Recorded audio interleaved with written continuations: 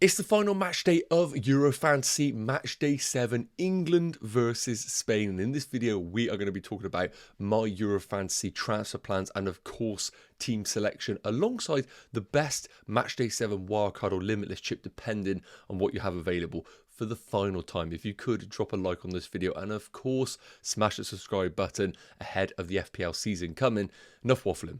Let's get into today's video. So to kick things off, I thought it would be really useful to show you my current matchday 7 team, because I think a lot of people went down the same route of, in the semi-final, spreading themselves across all 4 teams in case either one got through. And of course, France and Netherlands were the 2 that got eliminated. And as you can see in my team here, I actually was not necessarily heavily invested, but I did have decent ownership in both of those teams. So I just want to give you a bit of a preview, because I think a lot of people are going to be looking like this right now. And we're going to go into some of the key information that you need to know for match day 7. But as a general kind of overview, it's not been a good Eurofantasy for my team. I definitely need to stick to FPL because my emotions take over my decision making.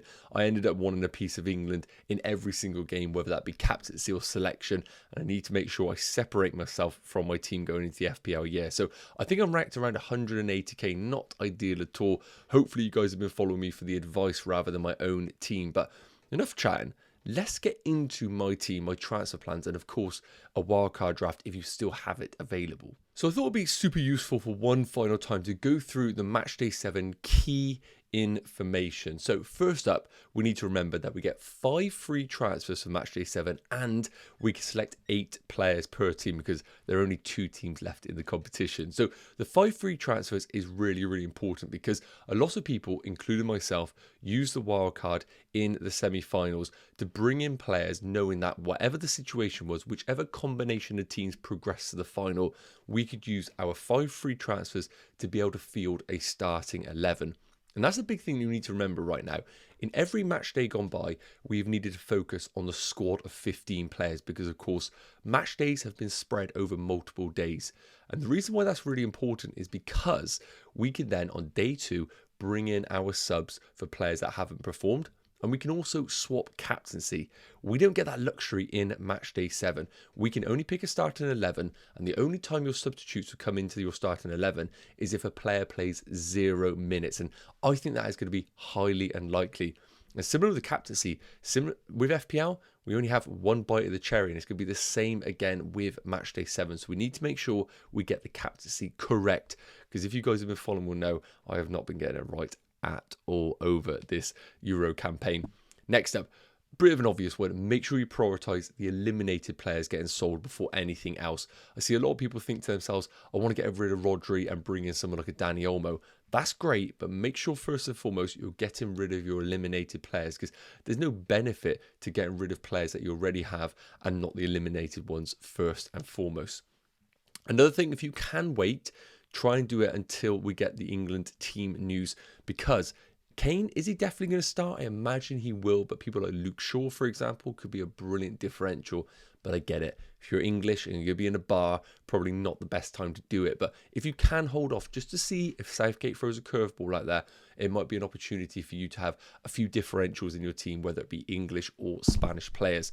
And finally, you need to make sure and check if you have a wildcard or limitless chip still available. I know a few people out there have kind of forgotten about the chips, and if you still have a wildcard or limitless, it goes without saying, this is your last chance to use it. So make sure you do activate it, and of course I will come on to a wildcard or limitless draft in a minute going through the best players, but this is the main information you need to know for matchday 7. If I've missed anything, let me know in the comment section. Of course, it will be able to help out one another in this final match day. So here is my matchday 7 wildcard or limitless chip draft. To be honest with you, it doesn't really matter because they both are going to have the exact same effect. The only difference is, of course, with the limitless chip, you have unlimited budget, so you might be able to squeeze in a few other players, but this team here is basically what I think are the best players available, and it still had plenty of money in the budget. There aren't many premiums left in the game right now, especially from Spain. Their prices are actually really favourable, and of course, if you're watching the videos, I do go through the best players to buy, but I think because we're doing a wildcard draft for this, there are only 2 teams available. Basically, the players in this wildcard team are by default also going to be the best players that you can own. So It's worth noting, when you're doing a wildcard or limitless chip for one single game, you can go down two different approaches. You can go for this one, which basically spreads across both teams. You can see we're quite evenly split in each position. Defensively, midfield, attack, we have a bit of England and a bit of Spain. But we need to remember, we can get 8 players per team, and we only have to focus on the starting 11. So one argument could be, if you have a real gut feeling that Spain are going to beat England convincingly, it might be worth you going for 8 Spanish players starting and only 3 English players. But let's be real here. You got to listen to the person who's making this video. I am English and I am a biased fan. So even though I think Spain are the clear favourites for the final, I can't be putting 8 Spanish players in a wildcard draft. So we're going to go for the option 1, which is spreading yourself across both teams. And realistically, I think the team, when we actually think about it, picks itself for a wildcard. So we got Simon in goal, but again, you can completely change the direction that you want to go with your combinations. But I've gone for Simon and Cucurella as the clean sheet coverage, and I've gone for Mark Gay and Kyle Walker as the England coverage. You can see here I have got Luke Shaw on the bench, but my only concern about him is, even if he starts, which is great news, I wouldn't be surprised if he comes off around the 60th minute. We need to treat this game as it could go to extra time, and I think Gay and Walker play extra time on top of that, so that's why I think they are more favourable than Luke Shaw, even if he was to start. And Cucurella is there just ahead of Danny Carvajal, sorry. I do believe that he offers attacking potential, but I also can see at times England's wing-backs pushing Spain's fullbacks back, so therefore I'm kind of focused on ball recoveries, and Cucurella has been slightly better in that department, but it's very, very close. Moving into midfielders, again, I think a lot of these pick themselves, but you could argue a few departments. I think Dani Olmo is a no-brainer. I think what we saw from Phil Foden in the semi-finals, it'd be very difficult to leave him out. The only thing I would say is, similar to what I mentioned about Luke Shaw, he is probably the first England attacker to come off that pitch if things are going bad, so just be cautious of that. But I think he does have that high ceiling if he was to go off in this final. Fabian Ruiz, again, a very steady pick in that team. I could make the argument to go to Nico Williams, but as a lot of English fans tell me, and I don't really necessarily agree, but Kyle Walker, one of the best 1v1 defenders in the world, the expectation is that Nico Williams will have a tough day against Kyle Walker, hopefully. So we're going to go for Fabian Ruiz for the third man runs. But Kyle Saka with the captaincy, the golden boy, the big thing about him is we know he's going to play 90 minutes and extra time if it is going to go there. So that's the only reason why I've got the captaincy on him. And Rodri, just because, again, guaranteed minutes, we know he is a clutch player, so I wouldn't be surprised if he did come up with a goal in this game, and ball recoveries are fantastic. No Bellingham, it's worth noting, but I just haven't seen enough from him to really justify picking him ahead of Saka and Phil Foden. And finally, the front two, Kane and Lamine Yamal. I don't think anybody can complain with that one. The only thing I will say is monitor the England team news, because Kane clearly is carrying a knock.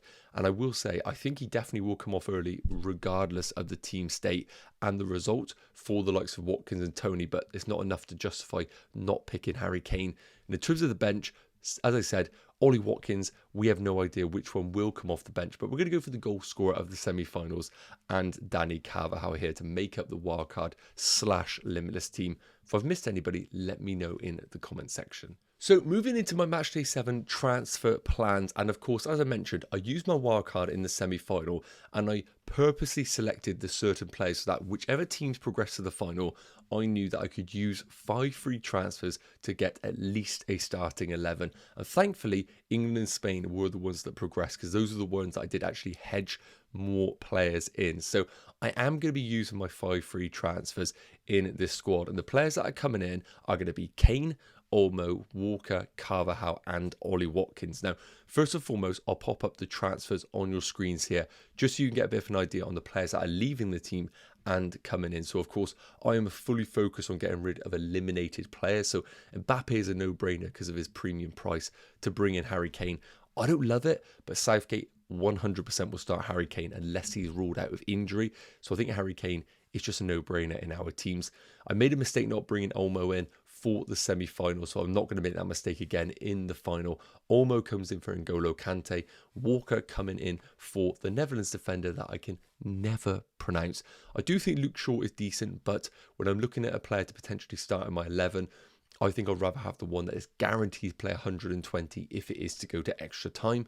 We got Saliba going out for Carvajal, just a steady pick in that Spanish defence, and also offers slightly more than the likes of Laporte and Gakpo to Ollie Watkins, just for a bit of bench fodder in this team. But again, I have no idea really who is going to come off the bench between Watkins and Ivan Toney. It really depends on the game state, so you can make your own judgment there. But in terms of my squad of 15 that you can see here, of course I still have Jules Koundé, but I don't mind that. There's no way I need that sort of player on my bench in the team because match day is only over 1 day. I don't think I'm missing too many players. The obvious one is going to be Nico Williams and Phil Foden, but again, you can't have them all. Now, I do think Rodri is quite a steady pick for ball recoveries, and as I mentioned, wouldn't be surprised if he is one of those clutch players that either gets the winner for Spain or maybe the equaliser to bring him back into the game. So I'm pretty happy with the 15.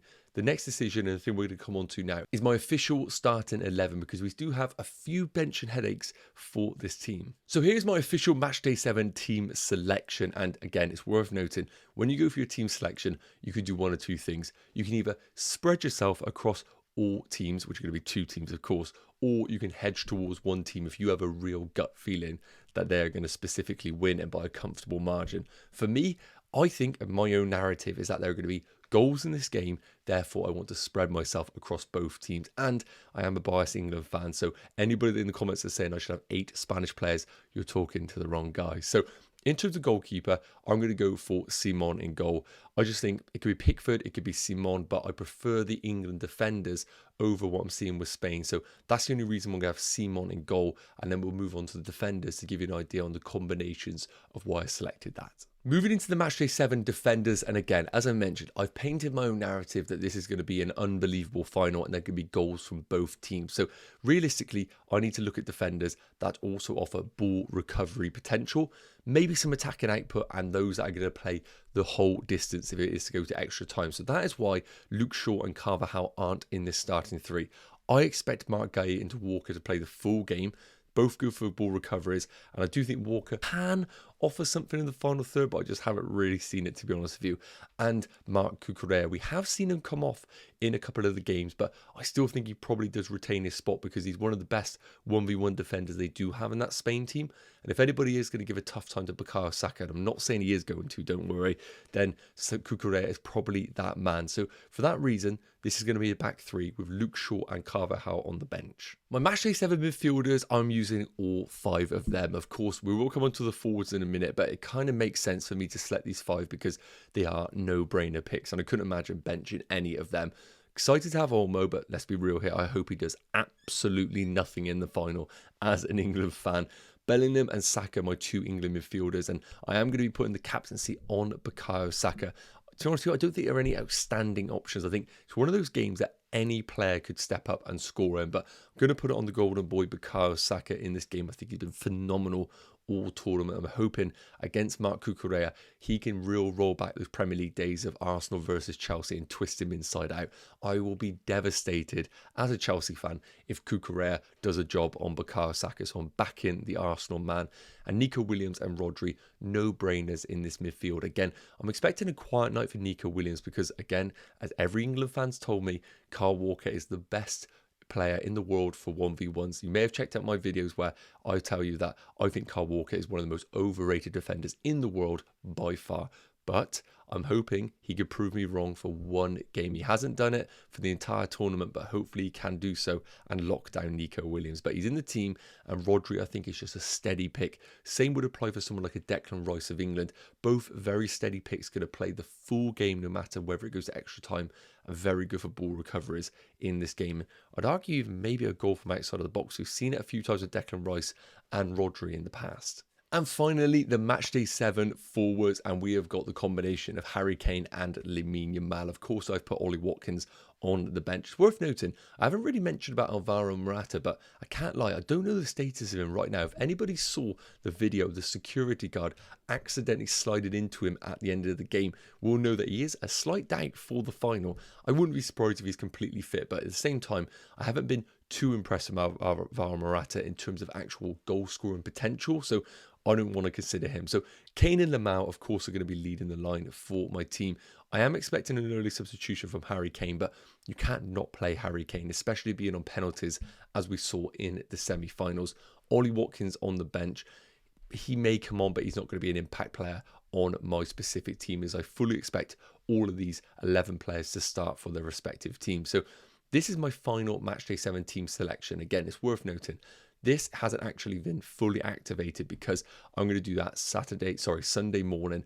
I'm not going to be leaving it as late to the deadline because, let's be real here, being an England fan in the Euro final means I'm going to be as far away from Euro fantasy content as possible. So I will be activating this Sunday morning. I will post it in the community chat, of course, but I can't see myself not going with this starting 11. Yes, guys, and that brings an end to the Matchday 7 team selection and potentially the final Euro fantasy content of this summer. It has been fantastic creating it. And of course, if I do a live stream randomly, make sure you are subscribed to the channel because, of course, you will get notified if I do a Q&A live stream over the weekend. But as I said, being an England fan and, of course, out that evening, there will not be a deadline live stream as I will be supporting the nation. So thank you so much for supporting this content. Hopefully, if you did enjoy it, you will stick around for FPL content, which is basically becoming daily from Monday or Tuesday for the rest of the season. So make sure you do stick around, guys. And if you have any questions going into Matchday 7, please do put them in the comment section.